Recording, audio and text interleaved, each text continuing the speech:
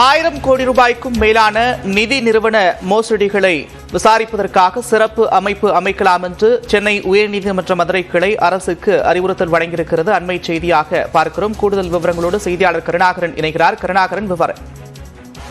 நந்தா, கடந்த சில மாதங்களாக நிதி நிறுவன மோசடிகள் அதிகரித்து வருகிறது. 1000 கோடிக்கு மேல் நிதி நிறுவன மோசடிகள் தொடர்ந்து நடந்து வருகிறது.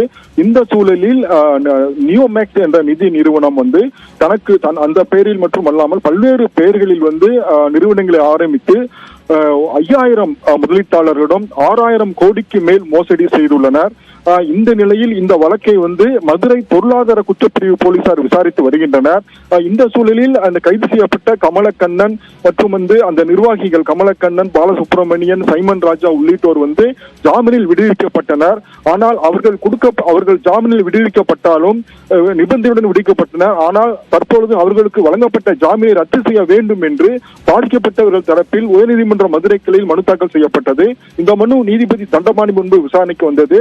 அப்பொழுது அந்த மனுவில் இவர்கள் ஜாமீனில் உள்ளனர். ஆனால் முதலீட்டாளர்களிடம் போனில் தொடர்பு கொண்டு ஜூம் மீட்டிங் நடத்தி பொருளாதார குற்றப்பிரிவில் கொடுத்த புகாரை வாபஸ் பெற்றுக் கொள்ளுங்கள், உங்கள் பணத்தை பெற்றுக் கொள்ளுங்கள், இல்லாவிட்டால் உங்களுக்கு பல்வேறு விடுகளை சந்திக்க வேண்டும் என்று மிரட்டுகின்றனர். எனவே சாட்சிகளை கலைக்கின்றனர், புகார்தாரர்கள் மிரட்டுகின்றனர். எனவே இவர்களுக்கு கொடுக்கப்பட்ட ஜாமீனை ரத்து செய்ய வேண்டும் என்று மனுவில் கூறி வாதிட்டனர். அப்பொழுது அந்த வழக்கை அப்போது நீதிபதிகள் தொடர்ந்து அந்த நிதி நிறுவனத்தில் மோசடியில் ஏமாற்றப்படும் வாடிக்கையாளர்கள் கண்டு மனவேதனை அடைகிறோம்.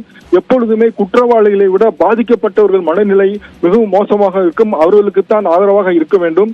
எனவே பொருளாதார சமூகத்தில் 1000 கோடிக்கு மேல் நடைபெறும் அந்த மோசடி தொடர்பான வழக்குகளில் சிறப்பு பொருளாதார குற்றப்பிரிவையும் கடந்து சிறப்பு ஒரு புலனாய்வு அமைப்பை மூலம் அமைத்து விசாரிக்க வேண்டும். அப்பொழுதுதான் விரைவில் அது தீர்வு காண முடியும் என கருத்து தெரிவித்த நீதிபதிகள் மேலும் இந்த வழக்கை பொறுத்த அளவில் கீழமை நீதிமன்றம் வழக்கறிஞர் ஆணையரை நியமித்தது எந்த விதத்திலும் ஏற்புடையதல்ல என கூறி தற்பொழுது நியோமேக்ஸ் நிறுவனத்தில் கையகப்படுத்தப்பட்ட சொத்துக்கள் எவ்வளவு, அசையும் சொத்துக்கள், அசையா சொத்துக்கள் எவ்வளவு, அதன் மதிப்பு எவ்வளவு, புகார் கொடுத்தவர்களின் பட்டியல் எவ்வளவு, அவர்களுடைய மதிப்பு எவ்வளவு என்பது குறித்து விரிவான பதில் மனுவை பொருளாதார குற்றப்பிரிவு தாக்கல் செய்ய வேண்டும் என்று கூறி மனுவை ஒத்திவைத்து உத்தரவிட்டனர். நந்தா, நன்றி கருணாகரன், விரிவான விவரங்களுக்கு.